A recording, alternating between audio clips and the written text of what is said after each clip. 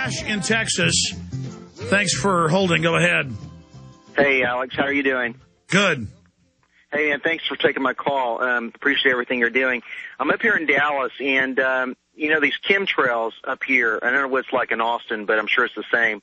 It's just unbelievable daily, how they're just dosing us with tic-tac-toe boards every day in Dallas.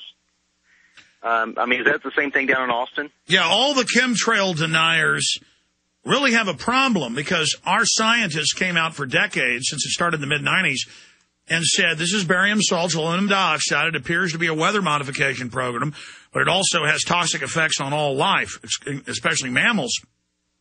And then John P. Holdren came out and said, headline in his first press conference, first thing he talked about was, we've been secretly terraforming the earth to save you from global warming, and we're now going to go from a test, which is giant. It's like the Death Star blowing up Alderaan was just a test. I keep going back to Star Wars analogies. They never end. It's like Chuck Norris facts.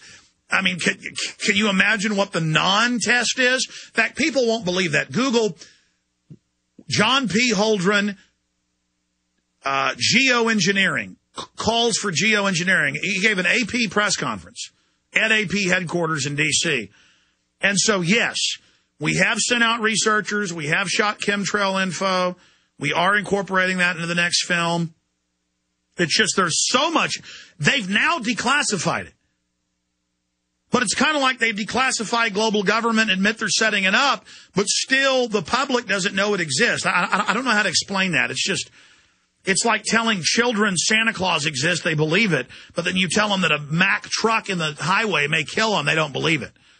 It's like the general public believes in fairy tales that polar bears can't swim and that the sun doesn't heat the earth, but then they'll believe baloney, but they won't believe the truth. Yeah. The other day, Alex, they were spraying heavy duty, and I called the sheriff's department. I'm sitting here looking at chemtrails right now in Dallas. But I called the sheriff's department and asked them, what is this? And they looked up and they said, what's contrails? I said, no, it's not. I said, look at it. It's a tic-tac-toe board. And he looked at it for a minute, and he said, you're right. He says, but we don't have any jurisdiction over that. He said, but you need to call the FAA. So I called the FAA yesterday, called them both in San Antonio and over here in Fort Worth. I recorded the conversations, and they first tried to tell me it was just contrails. I didn't know what I was talking about. Then, but they didn't realize I've been listening to you for a couple of years. So I hit them with what they're pouring out up there on us, and I told them that it's probably all tied to HAARP, which is a lot of investigators believe it probably is, to where they can send this electromagnetic waves through this. By the way, there's more than one array. They've got 6 in Europe, a couple in Russia, some in China, and several in the U.S. and Canada. That Alaskan facility is not the only one. Well, and I was in Spain this last summer, Alex, down in the Andalusia, down there in the southern Spain. Here comes a plane way up there about 40,000 feet spewing chemtrails. I mean, it's not there's a big difference between a contrail like when you and I grew up. No, a condensation trail we all grew up watching, stays there for a few seconds or a few minutes. It forms high up. Now they're low. They stay all day. They turn into cloud banks. And then lo and behold, they just pulled up CBS News. They have this high-altitude aerial spraying campaign where they admit they're, quote, folks, we have a global government that does whatever it wants in secret with unlimited funds. Heaven only knows what these nuts are up to. I mean, do you understand? Yeah, I mean, I totally agree with you there. One other thing I want to say is I waited a little while to talk to you, and I've been dying to talk to you. No, we won't be able to get to other people if we don't. See how but that's how it works. That's why you held, is because I do give people time. Go ahead. Yeah, and on 9/11, one other thing, they're going to have this fake trial in New York. The info I have from the investigation is Khalid Sheikh Mohammed is dead. Is that true? Well, no. They said they bombed and killed him 16 times, is the article Paul Watson wrote last year. So they claim they killed him a bunch before, because they practice lies. They set the precedent to say ridiculous things. Like they've killed the number 3 in Al-Qaeda more than 20 times now. And then they captured him. They admit they tortured his children, threatened his family. And he confessed to bombing buildings that didn't exist for 4 years after he was incarcerated. And it's just all a complete joke. It's like they said they killed Chemical Ali 5 times. Well, they captured him. They say he died in '01, and this is what the intel I've read, and I've read a lot of different things about it. He died in '01, and that we haven't seen any photographs, no new photographs of the guy.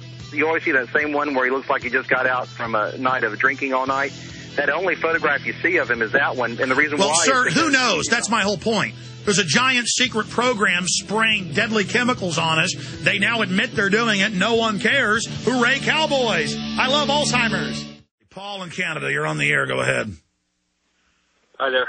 Hey, buddy. Hey, just be quick. Just a couple points. I have a longtime friend. He has a girlfriend who has an immediate family member in the RCMP, and the guy's probably like 20, 21 years old. And, when he's in training, he's telling my friend, I just can't wait to get in there and rough people up and, spy on people and stuff like that. And they love him in there. They let him go on and get his own car within the first couple of weeks or month. And this is really the mentality of the people here in Canada that are signing up, and it's pretty scary to see these little, basically Nazis running around, I don't know if you want to comment. I just had a couple No, real men would be embarrassed of talking and acting like that. And no, I mean, they look for unstable video game players who were failed jocks, who weren't really popular but wanted to be, and who were bullies who finally got stood up to. And they say, I'm getting a badge and gun, then nobody can stand up against me. And I know there are good police out there. They send us information, and they don't like the bad cops. But the system wants the bad cops. Let me tell you, I was in Canada, got off the airplane. They said, the guy had a French accent. He said, come with me, Mr. Jones. And they just relished laughing at me and screaming at me. And I thought, man, I couldn't imagine being such a coward and such a petty person that I would enjoy exercising power over people all day for no reason. I mean, I'm really an aggressive person, and I have to hold back in not being aggressive with people. But no, these people, and it's embarrassing when I have to exercise power. I don't like it.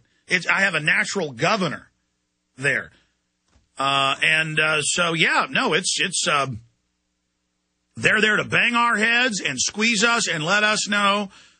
I mean, the Royal Mounted Police have been caught repeatedly in mainstream news. Just like I just said, you could pull up CBS News with them admitting they're chemtrailing us, and they pulled it up. You can pull up Toronto Star, you name it. Royal Mounted Police, let me think of the exact headline of one of them. Royal Mounted Police admit staging event with officers.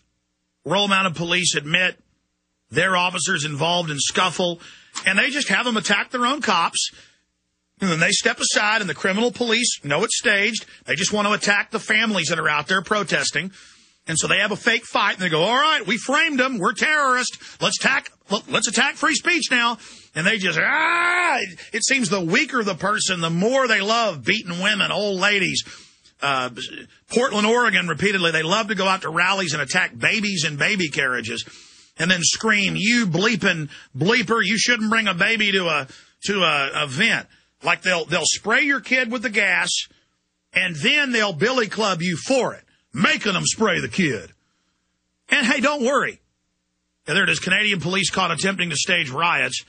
That was the original Prison Planet. But see if there's a link, because, of course, we reported it. Local activists exposed it. We reported it. Then the police admitted it.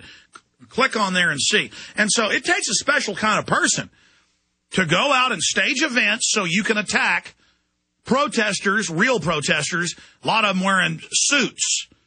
Oh, you don't want a North American Union? We got a bunch of goons that are terrorists, and we're going to set you up so we can physically attack you. Anything else? Basically, I just wanted to shed some light. Do you know who Mark Emery is? It rings a little bit of a bell. Okay, basically, he's from Vancouver, Canada, and he runs he had a marijuana seed operation, basically, and he would sell seeds. Canadian government was totally fine. They took his tax money, no problem. He was sending seeds to the U.S. That was his biggest market. The DEA raided him in 2005. They're now on a big thing, like to extradite him to the States right now. He was in remand. Yes, I do. Paul, I appreciate your call. I am aware of how they couldn't shut down marijuana, and it was its own underground industry, and the globalists want the money and the power, and they want you using their illegal drugs. You know, the drugs they control in certain regions, opiates and cocaine, and then their Prozac and other stuff they make, the Ritalin. And so they tricked everybody in 14 states and said, oh, we're going to decriminalize, set up your dispensaries. And now they're saying, yeah, we're going to let you have, one dispensary for every 20 square miles now. So they're using regulation as a way to shutting it down. Just like they're using regulation to shut down the Second Amendment outside the law.